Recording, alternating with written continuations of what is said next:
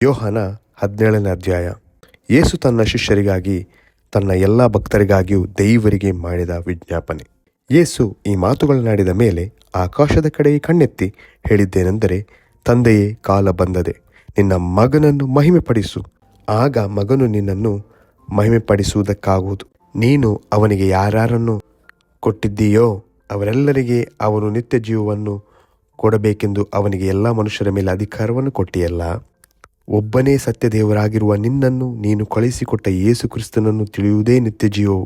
ಮಾಡಬೇಕೆಂದು ನೀನು ನನಗೆ ಕೊಟ್ಟ ಕೆಲಸವನ್ನು ನಾನು ನೆರವೇರಿಸಿ ನಿನ್ನನ್ನು ಭೂಲೋಕದಲ್ಲಿ ಮಹಿಮೆಪಡಿಸಿದೆನು. ಈಗ ತಂದೆಯೇ, ನೀನು ನಿನ್ನ ಬಳಿಯಲ್ಲಿ ನನ್ನನ್ನು ಮಹಿಮೆಪಡಿಸು. ಲೋಕ ಉಂಟಾಗುವುದಕ್ಕಿಂತ ಮುಂಚೆ ನಿನ್ನ ಬಳಿಯಲ್ಲಿ ನನಗಿದ್ದ ಮಹಿಮೆಯಿಂದಲೇ ನನ್ನನ್ನು ಮಹಿಮೆಪಡಿಸು. ಲೋಕದೊಳಗಿಂದ ನೀನು ನನಗೆ ಕೊಟ್ಟ ಮನುಷ್ಯರಿಗೆ ನಿನ್ನ ಹೆಸರನ್ನು ತಿಳಿಯಪಡಿಸಿದೆನು. ಇವರು ನಿನ್ನವರಾಗಿದ್ದರು, ನೀನು ಇವರನ್ನು ನನಗೆ ಕೊಟ್ಟೆ, ಮತ್ತು ಇವರು ನಿನ್ನ ವಾಕ್ಯವನ್ನು ಕೈಕೊಂಡು ನಡೆದಿದ್ದಾರೆ. ನೀನು ನನಗೆ ಕೊಟ್ಟದ್ದೆಲ್ಲ ನಿನ್ನಿಂದಲೇ ಬಂದದೆ ಎಂದು ಈಗ ಇವರು ತಿಳುಕೊಂಡಿದ್ದಾರೆ. ಹೇಗೆಂದರೆ, ನೀನು ನನಗೆ ಕೊಟ್ಟ ಮಾತುಗಳನ್ನು ನಾನು ಇವರಿಗೆ ಕೊಟ್ಟಿದ್ದೇನೆ. ಇವರು ಆ ಮಾತುಗಳನ್ನು ಕೈಕೊಂಡು ನನ್ನನ್ನು ನಿನ್ನ ಬಳಿಯಿಂದ ಹೊರಟು ಬಂದವನೆಂದು ನಿಜವಾಗಿ ತಿಳಿದು ನೀನೇ ನನ್ನನ್ನು ಕಳುಹಿಸಿಕೊಟ್ಟಿರುವುದಾಗಿ ನಂಬಿದ್ದಾರೆ. ನಾನು ಇವರಿಗೋಸ್ಕರ ಕೇಳಿಕೊಳ್ಳುತ್ತೇನೆ, ಲೋಕಕ್ಕೋಸ್ಕರ ಕೇಳಿಕೊಳ್ಳದೆ ನೀನು ನನಗೆ ಕೊಟ್ಟಿರುವವರಿಗೋಸ್ಕರವೇ ಕೇಳಿಕೊಳ್ಳುತ್ತೇನೆ. ನಿನ್ನವರಾಗಿದ್ದಾರೆ, ನನ್ನದೆಲ್ಲ ನಿನ್ನದೇ, ನಿನ್ನದೆಲ್ಲ ನನ್ನದೇ, ಮತ್ತು ಇವರಿಂದ ನನಗೆ ಮಹಿಮೆ ಉಂಟಾಗಿದೆ. ಇನ್ನು ನಾನು ಲೋಕದಲ್ಲಿರುವುದಿಲ್ಲ, ಇವರು ಲೋಕದಲ್ಲಿರುತ್ತಾರೆ. ನಾನು ನಿನ್ನ ಬಳಿಗೆ ಬರುತ್ತೇನೆ. ಪವಿತ್ರನಾದ ತಂದೆ, ನಾವು ಒಂದಾಗಿರುವ ಹಾಗೆ ಇವರು ಒಂದಾಗಿರಬೇಕೆಂದು ನೀನು ನನಗೆ ಕೊಟ್ಟ ನಿನ್ನ ಹೆಸರಿನಲ್ಲಿ ಇವರನ್ನು ಕಾಯಬೇಕು.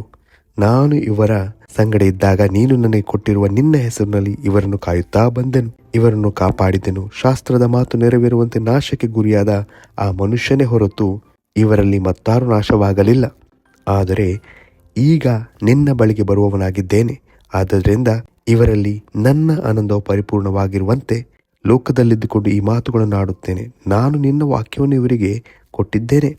ನಾನು ಲೋಕದವನಲ್ಲದೆ ಇರುವ ಪ್ರಕಾರ ಇವರು ಲೋಕದವರಲ್ಲ.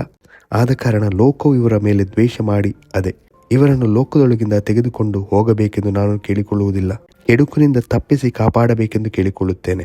ನಾನು ಲೋಕದವನಲ್ಲದೆ ಇರುವ ಪ್ರಕಾರ ಇವರು ಲೋಕದವರಲ್ಲ. ಇವರನ್ನು ಸತ್ಯದಲ್ಲಿ ಸೇರಿಸಿ ಪ್ರತಿಷ್ಠೆಪಡಿಸು. ನಿನ್ನ ವಾಕ್ಯವೇ ಸತ್ಯವು. ನೀನು ನನ್ನನ್ನು ಲೋಕಕ್ಕೆ ಕಳುಹಿಸಿಕೊಟ್ಟಂತೆ ನಾನು ಇವರನ್ನು ಲೋಕಕ್ಕೆ ಕಳುಹಿಸಿಕೊಟ್ಟೆನು. ಇವರು ನಿಜವಾಗಿ ಪ್ರತಿಷ್ಠಿತರಾಗಬೇಕೆಂದು ಇವರಿಗೋಸ್ಕರ ನಾನು ನನ್ನನ್ನು ಪ್ರತಿಷ್ಠೆಪಡಿಸಿಕೊಳ್ಳುತ್ತೇನೆ. ಆದರೆ ಇವರಿಗೋಸ್ಕರ ಮಾತ್ರವಲ್ಲದೆ ಇವರ ವಾಕ್ಯದಿಂದ ನನ್ನನ್ನು ನಂಬುವರಿಗೋಸ್ಕರ ಸಹ ಕೇಳಿಕೊಳ್ಳುತ್ತೇನೆ. ನೀನು ನನ್ನನ್ನು ಕಳಿಸಿಕೊಟ್ಟಿದ್ದಿ ಎಂದು ಲೋಕವು ನಂಬುವುದಕ್ಕಾಗಿ ಅವರೆಲ್ಲರೂ ಒಂದಾಗಿರಬೇಕೆಂತಲೂ, ತಂದೆಯೇ, ನೀನು ನನ್ನಲ್ಲಿಯೂ ನಾನು ನಿನ್ನಲ್ಲಿಯೂ ಇರುವ ಪ್ರಕಾರ ಅವರೆಲ್ಲರೂ ನಮ್ಮಲ್ಲಿರಬೇಕೆಂತಲೂ ಕೇಳಿಕೊಳ್ಳುತ್ತೇನೆ. ನಾವು ಒಂದಾಗಿರುವ ಪ್ರಕಾರ ಅವರು ಒಂದಾಗಿರಬೇಕೆಂದು ನೀನು ನನಗೆ ಕೊಟ್ಟಿರುವ ಮಹಿಮೆಯನ್ನು ನಾನು ಅವರಿಗೆ ಕೊಟ್ಟಿದ್ದೇನೆ. ನಾನು ಅವರಲ್ಲಿಯೂ ನೀನು ನನ್ನಲ್ಲಿಯೂ ಇರಲಾಗಿ ಅವರ ಐಕ್ಯವು ಪೂರ್ಣ ಸಿದ್ಧಿಗೆ ಬರುವುದರಿಂದ ನೀನು ನನ್ನನ್ನು ಕಳಿಸಿಕೊಟ್ಟಿದಿ ಎಂದು ನೀನು ನನ್ನನ್ನು ಪ್ರೀತಿಸಿದಂತೆ ಅವರನ್ನು ಪ್ರೀತಿಸಿದಿ ಎಂದು ಲೋಕಕ್ಕೆ ತಿಳಿದು ಬರುವುದು. ತಂದೆಯೇ, ನೀನು ಯಾರನ್ನು ನನಗೆ ಕೊಟ್ಟಿಯೋ ಅವರು ನಾನಿರುವ ಸ್ಥಳದಲ್ಲಿ ನನ್ನ ಕೂಡ ಇದ್ದುಕೊಂಡು ಲೋಕ ಹುಟ್ಟುವುದಕ್ಕಿಂತ ಮುಂಚೆ ನೀನು ನನ್ನನ್ನು ಪ್ರೀತಿಸಿ ನನಗೆ ಕೊಟ್ಟಿರುವ ಮಹಿಮೆಯನ್ನು ನೋಡಬೇಕೆಂದು ಇಚ್ಛಿಸುತ್ತೇನೆ. ನೀತಿ ಸ್ವರೂಪನಾದ ತಂದೆಯೇ, ಲೋಕವಂತೂ ನಿನ್ನನ್ನು ತಿಳಿಯಲಿಲ್ಲ, ಆದರೆ ನಾನು ನಿನ್ನನ್ನು ತಿಳಿದಿದ್ದೇನೆ, ಮತ್ತು ಇವರು ನೀನೇ ನನ್ನನ್ನು ಕಳಿಸಿಕೊಟ್ಟಿರುವುದಾಗಿ ತಿಳ್ಕೊಂಡಿದ್ದಾರೆ. ನಾನು ಅವರಿಗೆ ನಿನ್ನ ಹೆಸರನ್ನು ತಿಳಿಸಿದ್ದೇನೆ, ಇನ್ನು ತಿಳಿಸುವೆನು.